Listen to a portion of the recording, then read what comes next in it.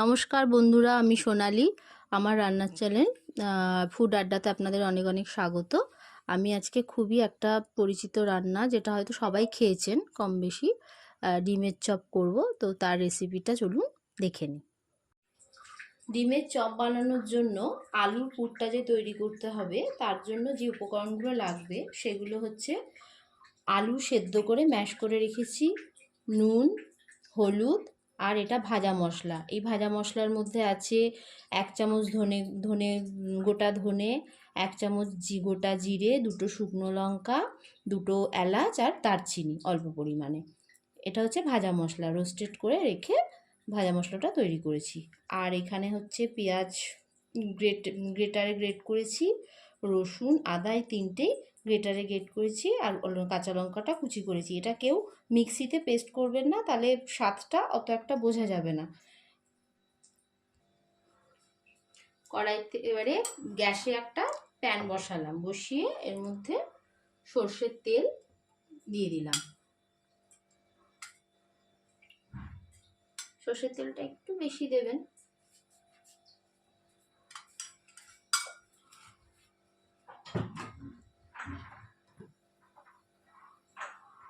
তেলটা গরম হয়ে এলে তারপরে আমি একে একে পেঁয়াজ, রসুন, আদা এগুলো দিয়ে দেবো। তেলটা গরম হয়ে গেছে, এবারে আমি একে একে পেঁয়াজ বাটা,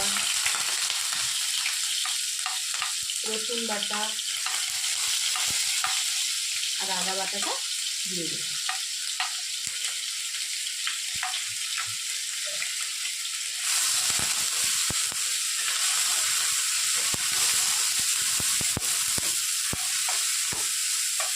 এটা একটু ভাজা ভাজা হয়ে গেলে তারপরে কাঁচা লঙ্কাটা দেবো। পেঁয়াজ রসুনের একটা কাঁচা গন্ধ চলে যাবে, তখন আমি কাঁচা লঙ্কাটা দিয়ে দেবো।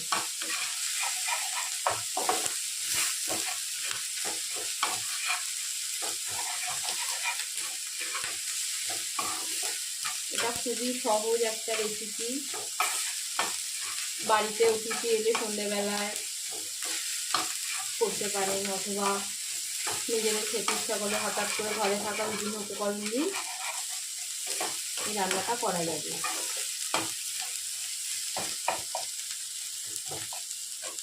এবারে আমি লঙ্কা কুচিটা দিয়ে দিচ্ছি।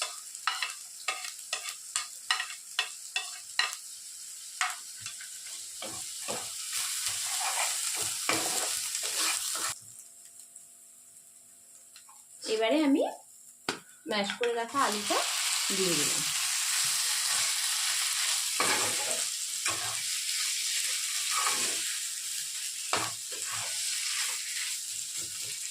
একে একে নুন, হলুদ দিয়ে দেবো।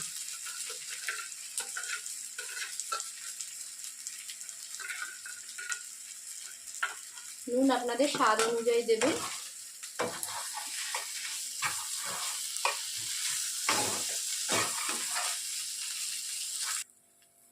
এবারে আমি ভাজা মশলাটা এর মধ্যে দিয়ে দিলাম।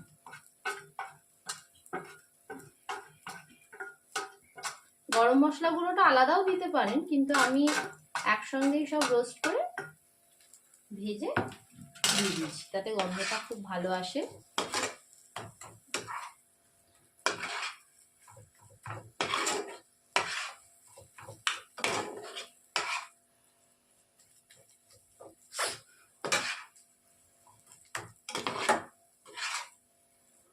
আমি এর মধ্যে একটা উপকরণ অ্যাড করব, যেটা আপনাদের বলা হয়নি, ধনে পাতা। ধনে পাতা আপনাদের বলা হয়নি, লাস্টে ধনে পাতাটা অ্যাড করব।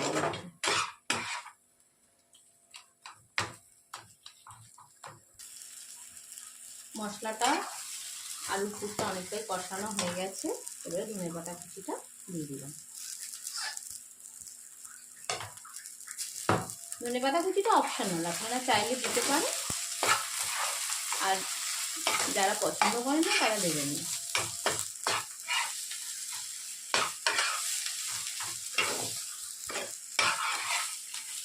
আমাদের পুরটা রেডি হয়ে গেছে, এবারে নামিয়ে এটাকে আধ ঘন্টার জন্য ঠান্ডা করতে দিতে হবে। গরম অবস্থায় কিন্তু এটা কিছুতেই গড়া যাবে না, এটাকে ঠান্ডা করে নিতে হবে, করে তারপরে চপগুলোকে গড়তে হবে।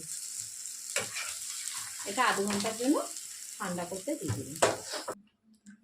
আলুর পুরটা ঠান্ডা করতে দিয়েছি, এরপরে দেখে নিন আপনাদের কি করতে হবে। এখানে দুটো ডিম সেদ্ধ করেছি, করে হাফ করে কেটে নিয়েছি। তারপর ডিমের ওপরে গোলমরিচ গুঁড়ো আর নুন একটু মাখিয়ে দিয়েছি। আর এখানে নিয়েছি 3 চামচ কর্নফ্লাওয়ার, আর এখানে হচ্ছে বিস্কুটের গুঁড়ো রাখা আছে। কর্নফ্লাওয়ারটা একটা ডিম দিয়ে আর জল দিয়ে গুলবো। কর্নফ্লাওয়ারের মধ্যে সামান্য একটু নুন দেওয়া আছে। কর্নফ্লাওয়ারটা গুলে নিচ্ছি সামান্য জল দিয়ে।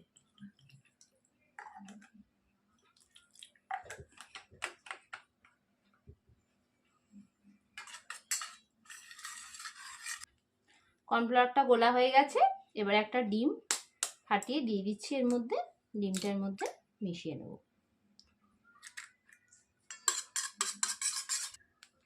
কর্নফ্লাওয়ারের মধ্যে ডিমটা গোলা হয়ে গেল, এবারে পুরটা ততক্ষণে ঠান্ডা হয়ে গেছে।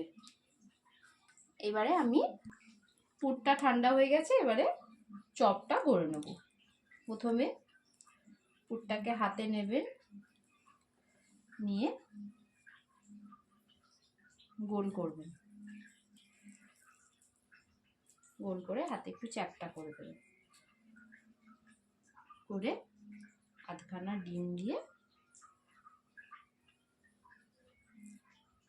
পুরো ডিমটা যাতে আলুর পুর দিয়ে ঢেকে যায় সেরকম একটা শেপে দেবেন।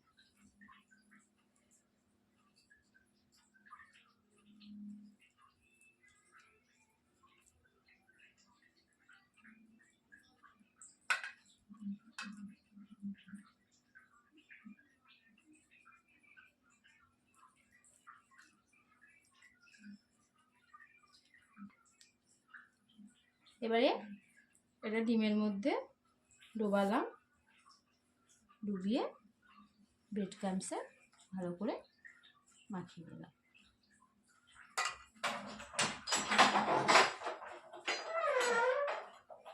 তারপরে আবার ডবল কোট করছি।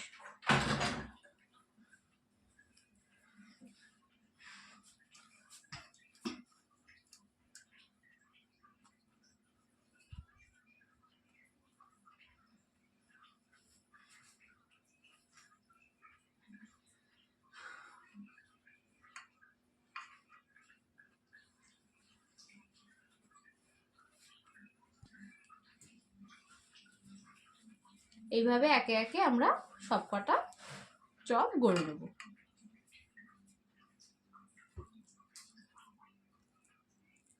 সবকটা ডিমের চপ গড়া হয়ে গেছে, এবারে এগুলোকে একে একে ভেজে নেব। কড়াইতে এবারে সাদা তেল গরম করতে বসিয়েছি, তেলটা গরম হয়ে গেলে একে একে ভেজে নেব চপগুলো। তেলটা গরম হয়ে গেছে, এবারে একে একে চপগুলো আমি ছেড়ে দিচ্ছি।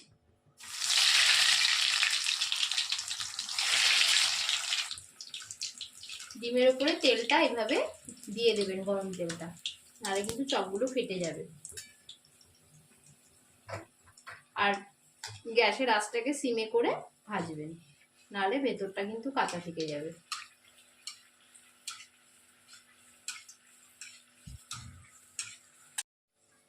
যতক্ষণ না গোল্ডেন ব্রাউন কালার না আসছে ততক্ষণ পর্যন্ত চপটাকে ভাজতে হবে। একটা সুন্দর কালার চলে এলে তারপরে তুলে নেব চপটাকে।